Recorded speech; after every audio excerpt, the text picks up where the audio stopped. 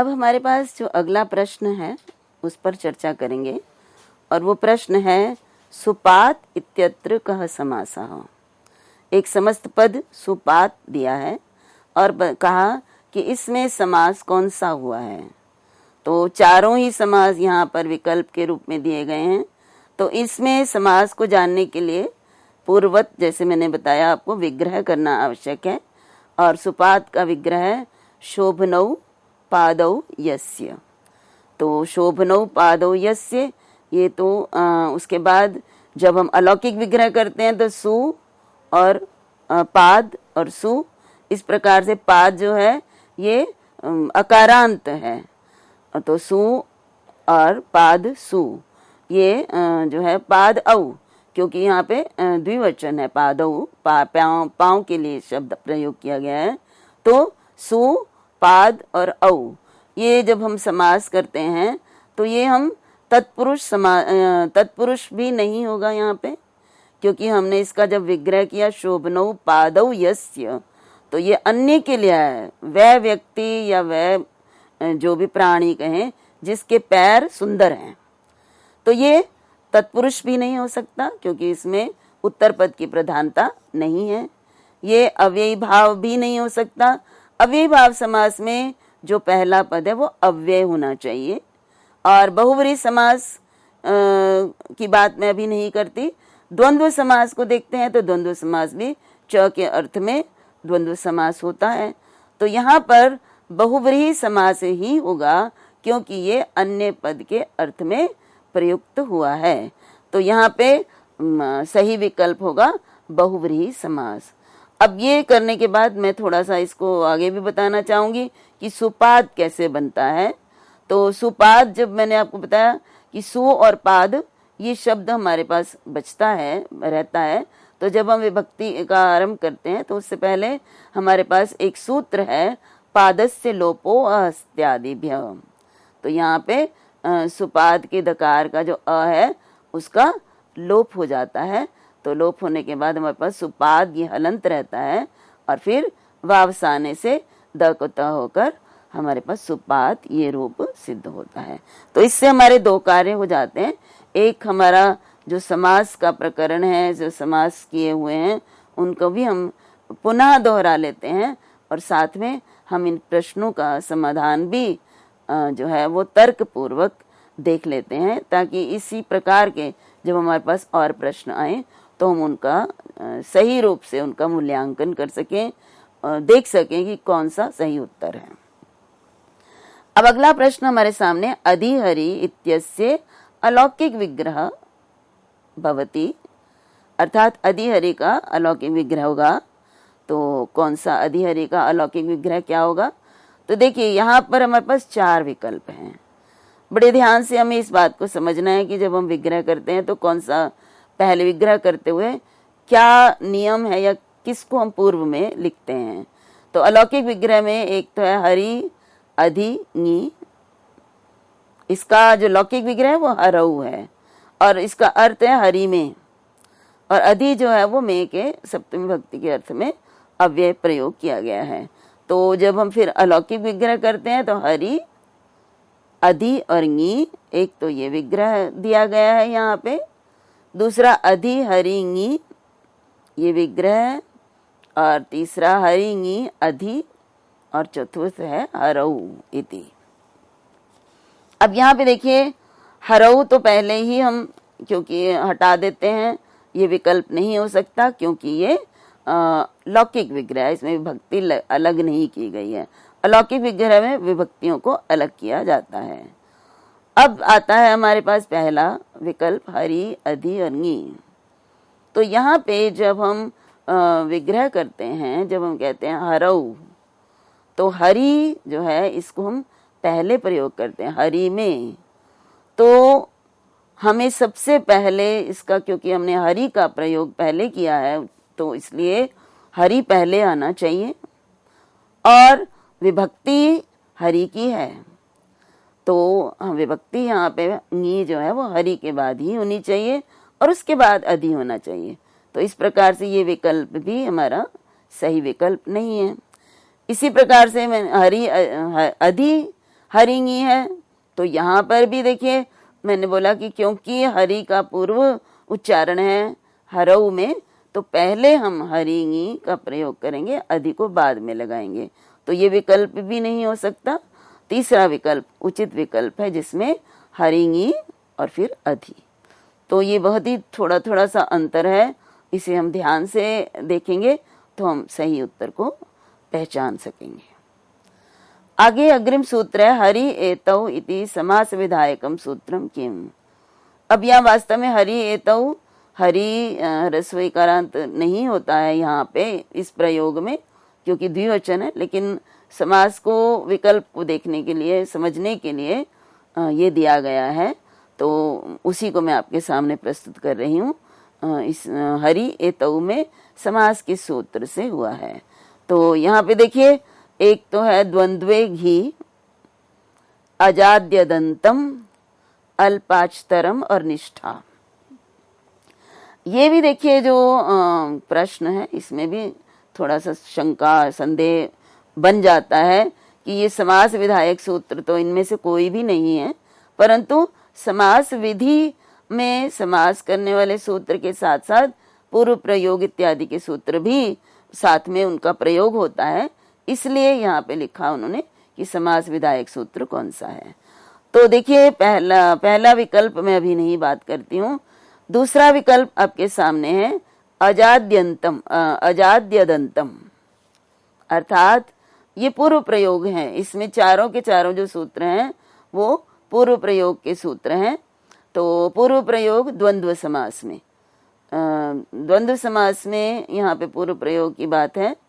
वास्तव में पूर्व प्रयोग यहाँ द्वंद्व समास भी नहीं है, लेकिन परंतु क्योंकि यहाँ पे पूर्व प्रयोग की बात हुई है, तो यहाँ पे देखिए द्वंद्वे घी, तो द्वंद्व समास में जिसकी घी संज्ञा होती है उसका पूर्व प्रयोग होता है। यहाँ वास्तव में पूर्व प्रयोग की बात है। ये प्रश्न कुछ थोड़ा सा उलझाने वाला है। तो यहाँ पे द्वंद्वे घी से हरि, घी संज्ञा क्या हम जानते हैं, यहाँ पे ह्रस्व इकारांत है, तो शेषो घ्य सखी सूत्र द्वारा इसकी घी संज्ञा है, और जिसकी घी संज्ञा होती है उसका पूर्व प्रयोग होता है। इसी प्रकार दूसरा विकल्प जो है वो अजाद्यदंतम, ये भी पूर्व प्रयोग का नियम इसमें दिया गया है कि अच से आरंभ हो और अ में समाप्त हो तो उसका पूर्व प्रयोग होता है। तो यहाँ पे देखिए ना हरि ना एतौ, दोनों, हरि जो है वो अच से आरंभ नहीं हो रहा, और जो एतौ है वो उसमें अच से आरंभ तो हो रहा है लेकिन अ में समाप्त अदंत नहीं है, तो इसलिए ये सूत्र भी पूर्व प्रयोग यहाँ पे नहीं करेगा। इसी तरह से अल्पाचतरम की बात करें तो यहाँ पर भी हरि में भी दो अच हैं, एतौ में भी दो अच हैं, और निष्ठा, यहाँ पे निष्ठांत का पूर्व प्रयोग, तो ना तो निष्ठा हरि है ना एतौ है।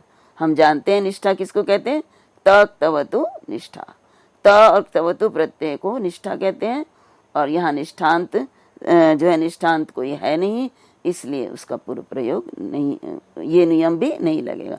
तो फिर हमारे पास क्या शेष रहता है, द्वंद्वे घी। तो द्वंद्व समास में घी संज्ञक हरि है, इसका पूर्व प्रयोग हुआ है। वास्तव में यहाँ पे द्वंद्व समास का ऐसा कुछ दिखाई नहीं दे रहा, लेकिन कई बार इस प्रकार के प्रश्न भी पूछे जाते हैं जिसमें कि पूर्व प्रयोग के नियम की पहचान आप करें। अब अग्रिम जो प्रश्न है उसमें दिया गया व्यधिकरण बहुव्रीहि समासस्य उदाहरणम किम। व्यधिकरण बहुव्रीहि समास का उदाहरण क्या है। तो सबसे पहले इनमें से कौन सा उदाहरण है, तो सबसे पहले तो हमें ये ही समझना है कि व्यधिकरण बहुव्रीहि समास का क्या तात्पर्य है। देखिए समास करने वाला सूत्र जो है उसमें तो अनेकम अन्य पदार्थे है, और उसके अनुसार अनेक प्रथमांतों का समास होता है और अन्य पद के अर्थ में होता है, परंतु यहाँ पर कहा उसको कहते हैं समानाधिकरण। तो जो है बहुव्रीहि समास विधायक सूत्र के द्वारा तो प्रथमांतों में ही बहुव्रीहि समास होता है अन्य पद के अर्थ में, परंतु जो आगे हमें ज्ञापन प्राप्त होते हैं जैसे सप्तमी विशेषणे बहुव्रीहौ, ये सूत्र पूर्व प्रयोग से संबंधित सूत्र है, जिसमें कहा गया है कि सप्तम्यंत या विशेषण का पूर्व प्रयोग होता है। तो यहाँ पर क्योंकि सूत्र में सप्तम्यंत कहा गया है, इससे ये स्पष्ट होता है कि बहुव्रीहि समास व्यधिकरण भी होता है, अर्थात पदों की विभक्ति प्रथमा दोनों की ना होकर जो है पूर्व पद की प्रथमा के अतिरिक्त अन्य विभक्तियां भी हो सकती हैं। तो सबसे पहले इसका हल ढूंढने से पहले हम सबसे पहले तो व्यधिकरण बहुव्रीहि होता क्या है उसको समझेंगे। तो उसके बाद अब देखिए प्राप्तोदको ग्रामः, ये एक विकल्प है। तो प्राप्तोदको ग्रामः, इसका अगर हम विग्रह करें, लौकिक विग्रह हमारे पास है ना, ये है प्राप्तम उदकम यम। ये प्राप्तोदको, प्राप्तोदकः और संधि से प्राप्तोदको बना, क्योंकि ये ग्रामा का विशेषण है। तो जब हम इसको विग्रह करते हैं तो हमारे पास ये अर्थ लिखता है प्राप्तम उदकम यम। तो यहाँ पे देखिए प्राप्तम में भी प्रथमा विभक्ति है, उदकम में भी प्रथमा विभक्ति है। तो ये तो व्यधिकरण बहुव्रीहि का समास नहीं हो सकता, उदाहरण नहीं हो सकता। अगला हमारे पास है पीताम्बरो हरि। अब पीताम्बरः ये बहुव्रीहि समास तो है, यहाँ पर इसका जब मैं विग्रह आपके सामने प्रस्तुत करती हूँ तो विग्रह होता पीतानि अंबराणि यस्य।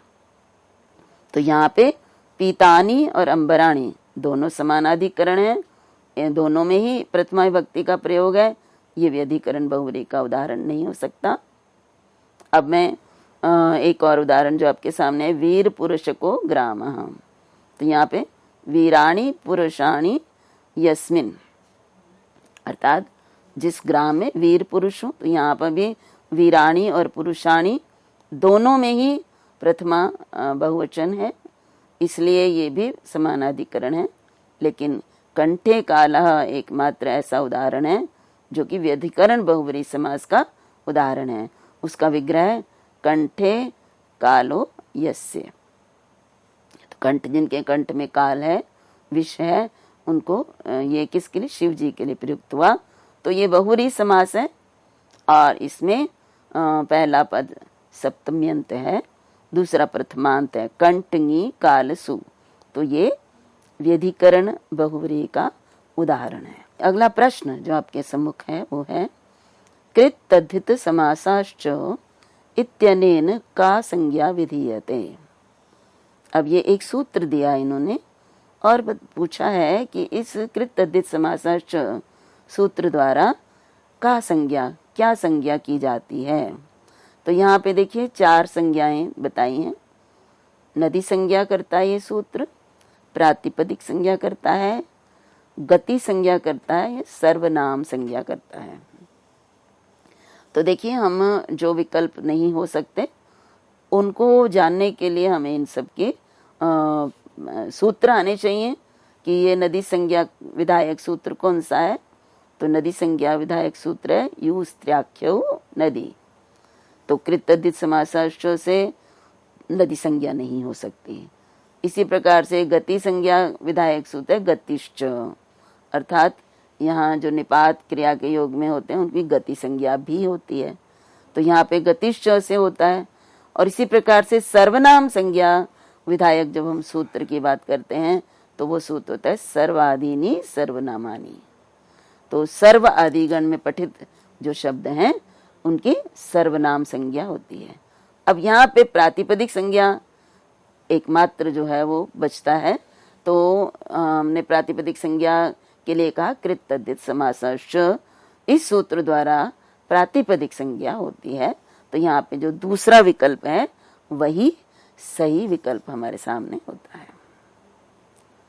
अब देखिए अगला जो प्रश्न है उस पर भी हम चर्चा करेंगे। वो प्रश्न है अव्ययी भाव समास से सहस्य स इति केन सूत्रेण विधीयते।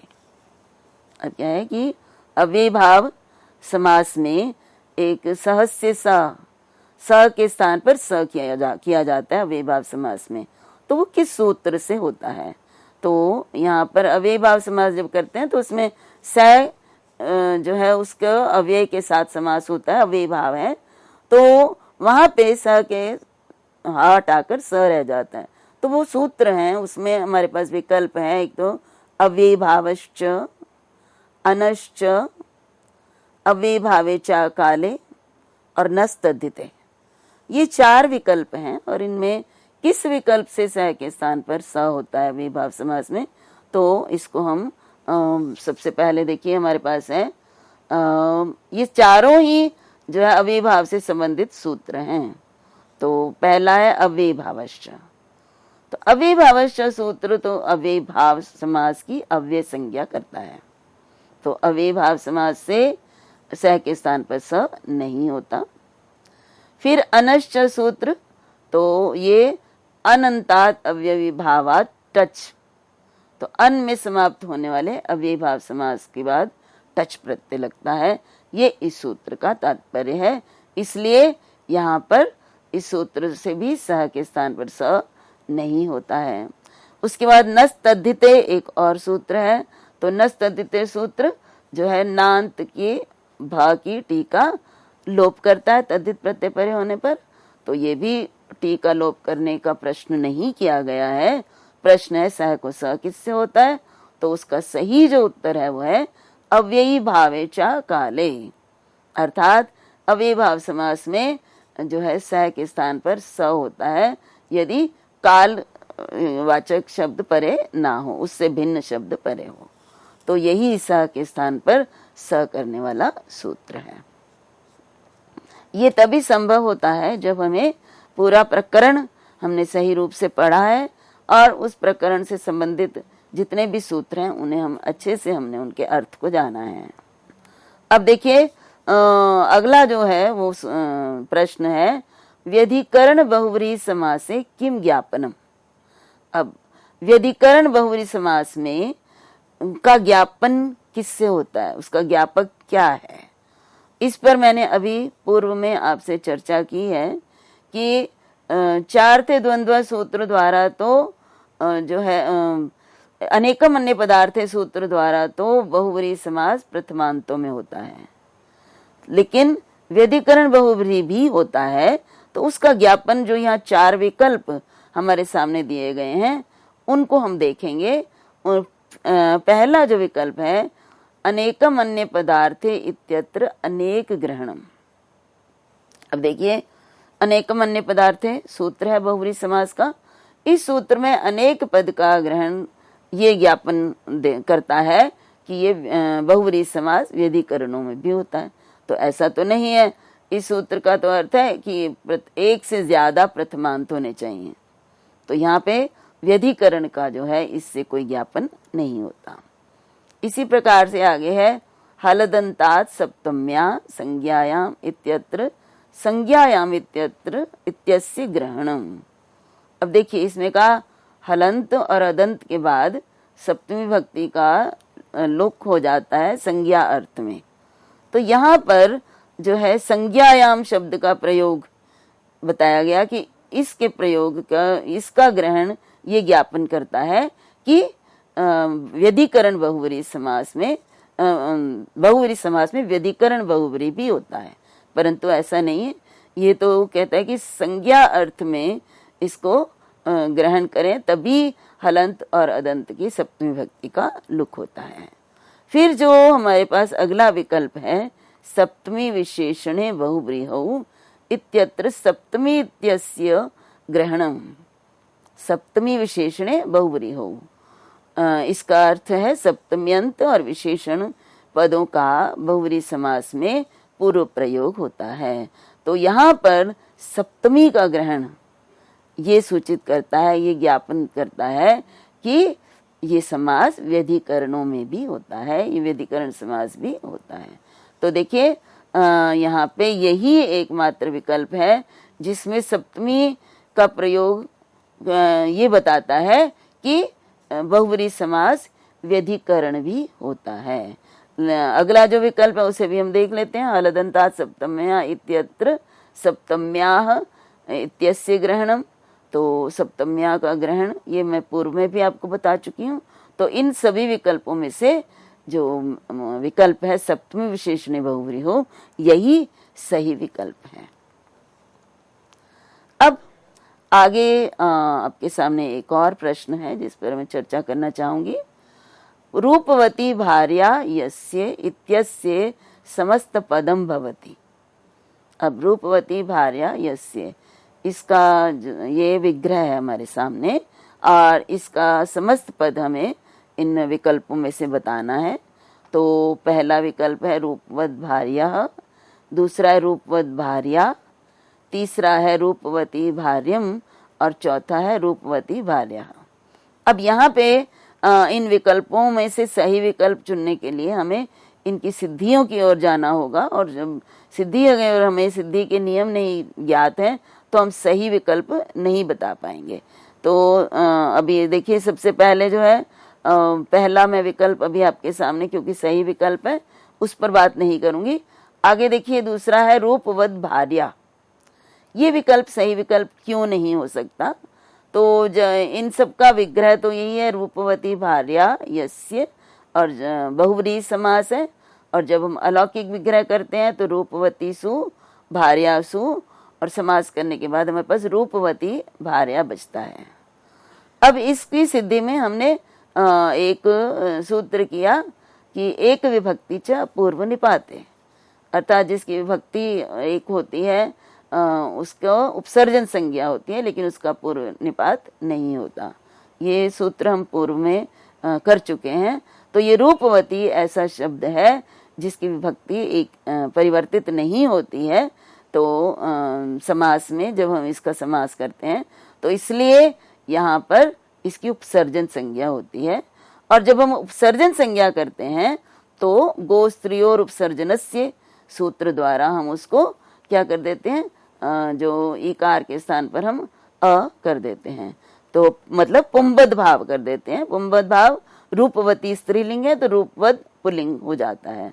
तो ये तो ठीक है, लेकिन जो भार्या है यहाँ पर, ये भार्या सही नहीं है, क्योंकि ये भार्या जो है इसको हम भार्या पुल्लिंग यहाँ पे हमारे पास एक सूत्र है, स्त्रिया पुंबद भाषित पुंसकाद अनुम अपूर्ण स्त्रियाम अपूर्ण प्रियादिशु।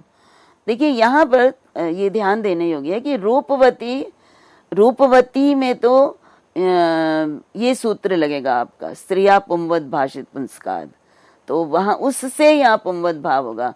लेकिन भार्या में जो है वो गो स्त्री उपसर्जन से सूत्र द्वारा यहाँ पे इसकी उपसर्जन संज्ञा और उसका जो है पुल्लिंग होकर भार्य रूप बनेगा।